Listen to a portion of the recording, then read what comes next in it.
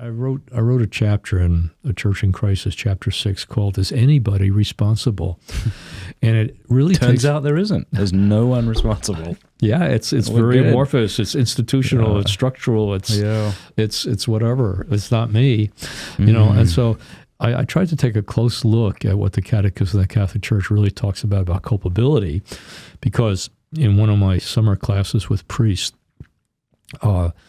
I was doing a course on stages of spiritual growth. We were talking about serious sin and the conditions for mortal sin, you know, and serious matter, sufficient reflection, full consent of the will. And one of the priests got up and he said, "You know what, guys?" And he's talking to his fellow priests. I guess he forgot that I was a layperson. and he said, "You know, sometimes we use those three conditions for mortal sin as an excuse for excusing ourselves." He says sometimes because we feel like this passion involved, or this pressure involved, that we're not really consenting fully, and so it's okay, And he said, let's face it, sometimes you can consent in a split second. You can really know what you're doing is wrong and decide to do it anyway, and then cover up and pretend that you didn't really do it, So this was a pretty brave thing for this priest to say, but it got me interested in actually taking a look at what the Catechism says. And it says a number of what I think are fairly radical but true things. It says that nobody should be considered to be ignorant of the natural law.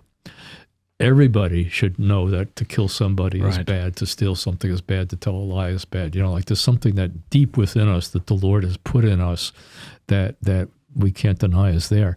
Then it also says is that when it's talking about consent, it says sufficient consent.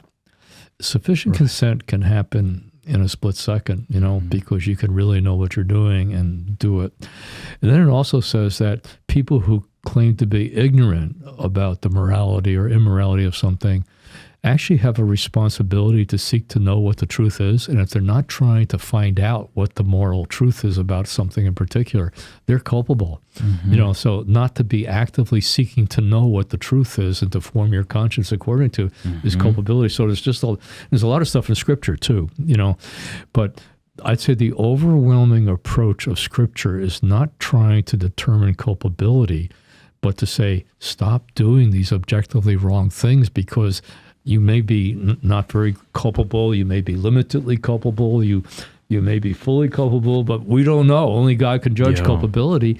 But what you're doing is seriously wrong, and it's going to hurt you, and it's going to hurt other people. So you got to kind of start the journey out of it. And of course, a lot of people are slaves to sin, particularly sexual sin, or lying, or compulsive this or compulsive that. And we have a patron saint, St. Augustine, who really is a great patron saint for people who are slaves to sin, whatever the sin is. His own sin was, sexual sin. And he said, by the time I wanted to get free, I couldn't get free. I really was a slave. But he says, I was responsible for having gotten to that point by a whole series of free decisions I made earlier in my life that built the chains of addiction in me, type of thing. So all I could do at this point was kind of say, Lord, have mercy on me. I can't stop doing this. Help me get out of it. And then there's about 25 things that the Lord did to weaken the chains of sin, and he finally got out of it. But quite honestly, a lot of people go to confession now just to feel better. They want to feel better, but they don't really have an intention to stop sinning. And a lot of times confessors now are giving people advice like, well, you're not really probably fully culpable here, and, don't worry about it too much. A lot of people are being told that serious sin is not serious sin. Unfortunately, this is all penetrated into the sacramental practice of the church. And, what the Catholic Church teaches about the sacrament of penance is that if you don't really want to stop doing what you're confessing, you don't really have sufficient contrition, that you really need to want to stop doing what you're doing, and you need to be willing to take the steps needed to do that. That's right. And Thomas Aquinas makes a distinction between wishful thinking and actually willing something.